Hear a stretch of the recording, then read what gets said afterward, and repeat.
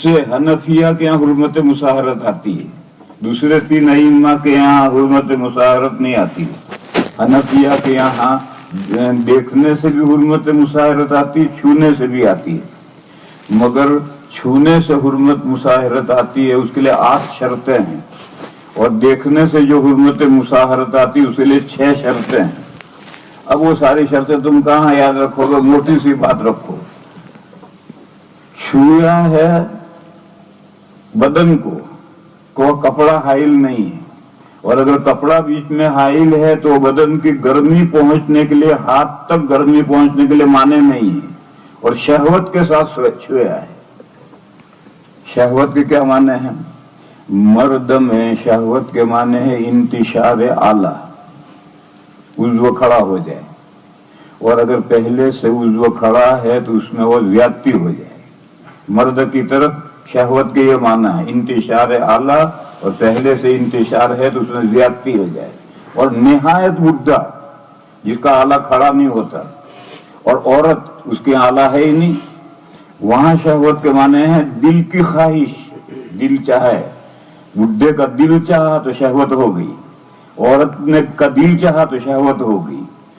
तो छूने में या तो मर्द की तरफ या औरत की तरफ या दोनों तरफ शहवत अगर है, ख्वाहिश पाई गई है, तो इस छूने से भी इमाम अबू हनीफा के नजदीक ससुराली और दामादी वाली हुर्मत पैदा हो जाती है। जिस औरत को छुआ है उसकी जो माँ है वो सास बन गई। अब वो अगर वो बीवी है तो निकाह टूट गया। लड़की के साथ अगर उसने शहवत के साथ छुआ है, एक मर्द कहता है मैं अल्लाह वाला हूँ, जुनैद बगदादी हूँ, मैं बेटी को भींचता हूँ, चूमता हूँ, शहवत नहीं होती। भाई तेरे अंदर नहीं होती, बेटी में नहीं होती, इसकी क्या दलील है? शहवत तो या तो इसमें हो या इसमें हो या दोनों में हो।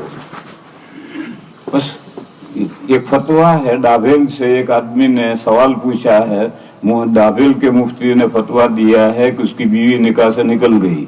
वो फतवा ये है, मैं दिखाऊं। पहले सवाल मैं पढ़ता हूं। मेरी 2 लड़कियां हैं, एक की उम्र 7 साल और दूसरी 19 साल की है। बड़ी लड़की की शादी हो चुकी है, शादी हुए 4 महीने हुए हैं।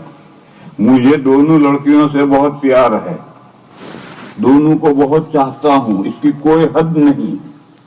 और बड़ी लड़की शादी हो जाने की वजह से मुझसे दूर चली जाती है।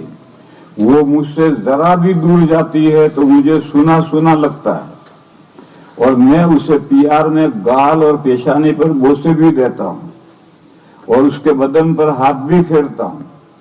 इतना सब करने के बावजूद मेरी नीयत में जरा भी खोट नहीं है। उसकी नीयत तो जानता है, लेकिन दूसरी तरफ लड़की की नीयत में खोट है या नहीं तुझे क्या पता? मेरी नीयत में जरा भी खोट नहीं है। ये तो मैं खुदा को हाजिर नाजिर रख कर कहता हूँ, मेरे दिल में ऐसी कोई गंदी हरकत या कोई शैतानी हवस बिल्कुल नहीं है। मेरा दिल बिल्कुल पाक और साफ है, ये मैं खुदा को गवाह रख कर कहता हूँ। फिर भी लड़की की माँ नहीं मानती। अब मुझे क्या करना है? हाँ, इतना जरूर था कि मैं लड़की के ऊपर सख्ती करता था, क्योंकि लड़की कमजोर थी, इसलिए मैं उसे ससुराल में कम रहने देता था। वो चाहता था कि शादी का पहला साल गुजरने तक वो मेरे घर ज्यादा रहे और ससुराल में कम रहे। ये सवाल है। अच्छा, सवाल पूरा नहीं हुआ अभी। और दूसरी बात, उसको पर्दे में रहने को कहता था, और पाँव में मेहंदी लगाने को मना करता था, और हाथों में बाएं हाथ पर मेहंदी लगाने को मना करता था। बस इतनी इस पर सख्ती करता था। तो ये सख्ती लड़की और उसकी अम्मी को बिल्कुल पसंद नहीं थी, तो इसके बारे में घर में अक्सर झगड़ा होता रहता था।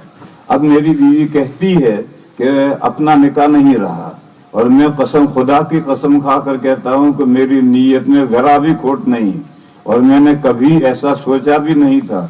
फिर भी मेरी बीवी और मेरे ससुराल वाले मानने को तैयार नहीं।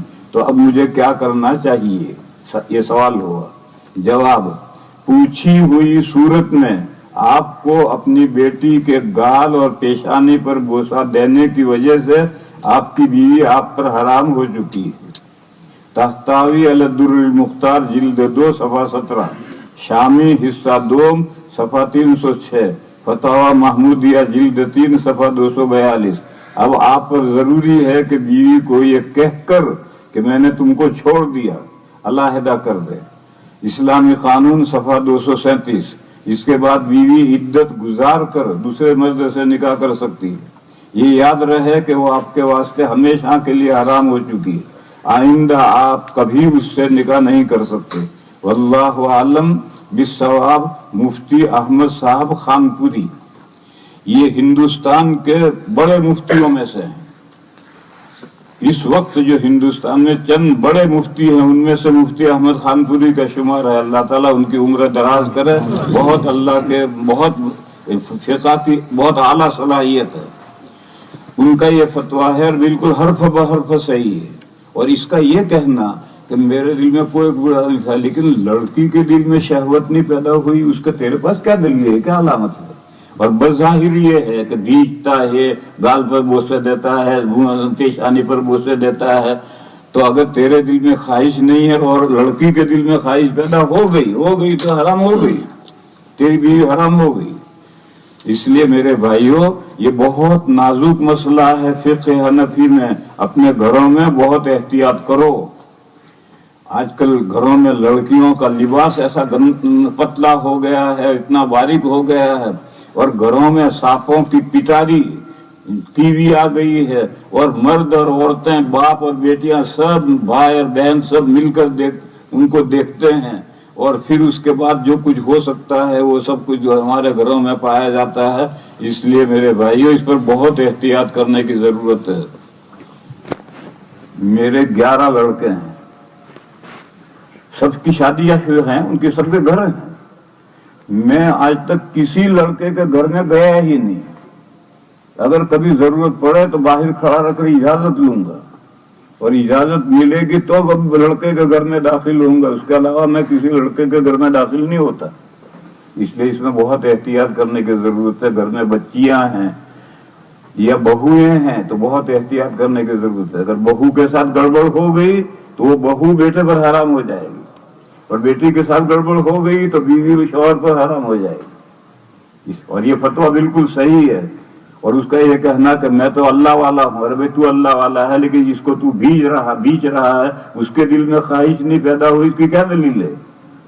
بظاہر تو یہ ہے کہ تیرے اندر اگر نہیں خواہش پیدا ہوئی تو اس میں ہوئی، اور کسی بھی ایک میں خواہش پیدا ہو جائے تو حرمت آ جائے گی.